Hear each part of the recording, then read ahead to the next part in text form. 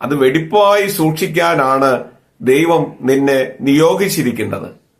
അതിൽ മലിനതകൾ കടന്നു വരുമ്പോൾ, അതിൽ പാപം കലരുമ്പോൾ നിന്റെ ജീവിതം തന്നെ മലിനമാകുന്നു, നിന്റെ സാക്ഷ്യം തന്നെ വഷളായിത്തീരുന്നു എന്ന് ദൈവം നമ്മെ ഓർമ്മപ്പെടുത്തുകയാണ്. സദൃശവാക്യങ്ങൾ 17-ാമത്തെ അധ്യായത്തിന്റെ 15-ാമത്തെ വാക്യത്തിൽ ദൈവം പാടെ വെറുക്കുന്ന ഒരു പ്രധാനപ്പെട്ട കാര്യത്തെക്കുറിച്ച് നാം വായിക്കുന്നുണ്ട്. ദുഷ്ടനെ നീതീകരിക്കുന്നവർ അവരെ ദൈവം വെറുക്കുന്നു, അതുപോലെ തന്നെ നീതിമാനെ കുറ്റം വിധിക്കുന്നവരെയും ദൈവം വെറുക്കുന്നു എന്ന് രേഖപ്പെടുത്തിയിരിക്കുകയാണ്. ദുഷ്ടനെയും അവന്റെ പ്രവൃത്തിയെയും നീതീകരിക്കുന്നവൻ ദൈവസന്നിധിയിൽ അറപ്പ് സമ്പാദിക്കുന്നവനാണ്. അതേസമയം നീതിമാനായ ഒരു മനുഷ്യനെ കുറ്റം വിധിക്കുന്നവൻ,